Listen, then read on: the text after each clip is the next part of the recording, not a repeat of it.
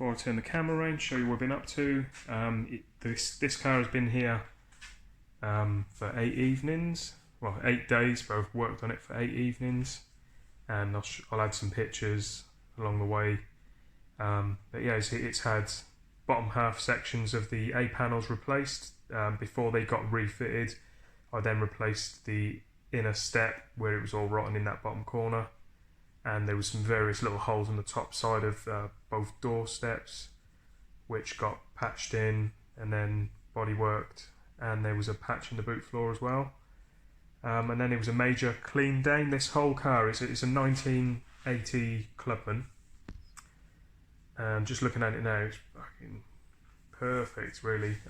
For that amount of welding to be needed for a 40-year-old car. It turned 40 on the 23rd of this month, so it's a 40-year-old Clubman, and yeah, let's say it's lasted a long while, and that is due to, I'll show you in a sec, they out of factory, one previous owner before the owner now, but out of factory it was drilled and filled with like a sort of a wax oil sealant, but obviously a higher grade, proper quality product, because it has actually, you know, saved the car no end. It's probably one of the best shells I've actually worked on. They even done inside the bonnet, in the actual cross braces on the Clubman bonnet. So yeah, let me just flip this around and you can see it. There it is. Ford Tangerine Scream.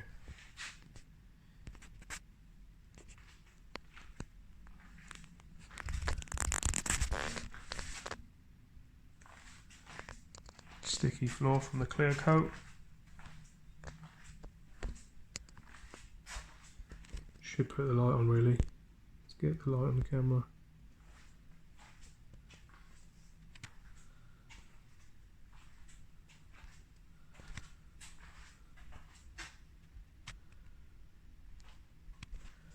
There's a couple of little bits in the clear coat that will need flattening and polishing out, and I've got one run on this top corner of the wing, but this is quite key, this section here.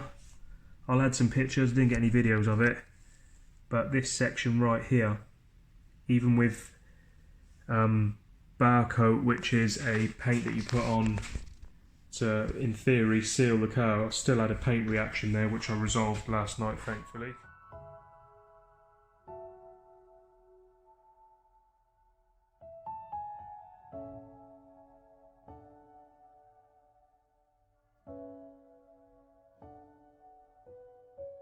And then yeah, all the inside dash rails have been stripped down, and the various points that you're obviously going to see, the B pillars across the windows and the bins, and then the T section on the seat. So normally I mask up the cars, but with this one it was all going the same colour, and we just kept hoovering it between stages and keeping everything as clean as possible. The wheels had some covers over them as well. Any bits of overspray, Carl, the owner, is going to then dust back in with some rattle paint once he gets it back to work on it. And the patch repair was a patch in that section there. It didn't need to look pretty, it just needed to do the job. But for a 40-year-old shell, it's had a couple of little patches on the floors previously at the front, but other than that, solid. So there you go, guys. This is the car and shell done in 8 evenings, and actually one of them I didn't even come out here because I had a night off. So there's the original colour. Zoom in. So what I've got left is, as you can see, bonnet, doors, boots. That is literally, they need prepping, high build primer, wet flat that, and then bar coat, which is like the yellowy mustard colour, and then wet flat that, and then it'll be the 4 layers of colour, and then the clear lacquer to finish. Also picking up some bits on the grille, so I'm going to paint the whole grille, and then Carl's going to rattle back in black what he wants black. And we've got brand new seam covers and boot hinges as well, so all that is going to be done. And then this ginormous tube here has got one 20mm aluminium blue coated airline. Previous videos you would have seen my compressor used to live under this shelf here behind a cover, and the manifold had split. So I had a good shuffle round in the garage the other day, on Sunday actually, pulled the car out.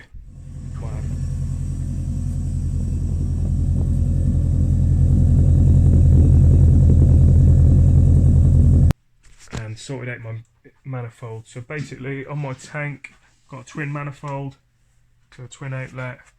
One side had actually split on the body. I waited over a month for SGS to get in the manifold. Still they hadn't had it, so I said I'll have my money back, and I've repaired it. So fingers crossed. I've left it for 3 days now. This is that liquid metal.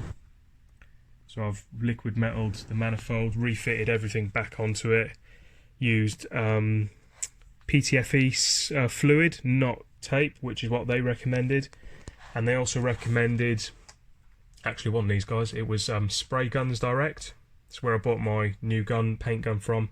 I said to them I had some air compression issues, running my oxygen fed mask and the gun at the same time, and I explained what setup I had, and they said basically this tank can hold and produce enough power. It just can't get enough power that I'm requiring out of the manifold. So without further ado, I've now purchased this. So the guy recommended take the nut out, you then put this adapter in, and it's basically got the jaws inside and a seal. And then what I've got to do from there is I've got a 90-degree bend straight out through the brick wall. It's only a single skin. I'll have a lever valve either inside here or out there, which I've actually got in this box here. So, Prevost. So it's all nice quality stuff. Cost about 160 quid just for the airline side of things, but if it does the job, it's going to save no end of trouble. There's various clips and different size adapters. Prior to going out there actually, so I might run it up the wall first in here. As you can see, my test wall from when I sprayed my car. I've got an inline, single air inline filter, and then I've also got a filter at the gun. I did put the filter actually on my gun when I sprayed that yellow mini out there, but I struggled a little bit because of the overall length of what I'm using. So I'm going to see if I can do something to readapt it to my waist belt with my air mask, so I'm only running a fly lead after the filtration to the gun, because at the moment it's super long and it was just really getting in the way. And I mean, this gun is probably the last time I'm using it now, because I've got my new gun set up, which I want to use once I've got my airline. So compressor's over in this corner in the garage, and pop through the wall at a various point, come up and have an actual outlet straight on the wall. The guy actually told me don't bother using a airline on a reel, because he said they're a pain in the ass. I've bought a new 15-meter hose which I can just click in and out as and when I need it and get it out of my way. So yeah, various garage updates, as well as this mini coming in and out quickly. So this one should be built and ready to see at London to Brighton 2020, as long as it still goes ahead in October, along with mine. So mine's still covered in dust, but I did manage to get it out the other day and get a couple of pictures of it. It was quite nice to drive it, even though it was literally out to the drive, so I could get around here. And yeah, so next week I've got the whole week booked off. So I'm going to be spending full days on Ryan's VTEC Mini, which is the one you've seen previously on this channel. So I've got my new 220 litre compressor. I still need to fully assemble the last few bits on there. But again, the manifold was on the compressor was stopping me even using that. So the plan is, this bad boy's going. Before I bring Ryan's Mini back in, I'll probably get the shot blasting cabinet in there, and then prep and do all the various different bits and pieces of front subframe components, and then prep and paint it all, and yeah, go from there.